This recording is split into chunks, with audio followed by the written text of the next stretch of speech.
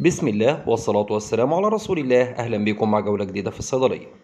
في حالة اليوم معنا كولا بيرافين شراب للكحة الجافة، حيث يساعد على تهدئة الكحة المستمرة وتقليل تهيج الجهاز التنفسي، خاصة في حالات الكحة الليلية التي تسبب الإزعاج وعدم القدرة على النوم.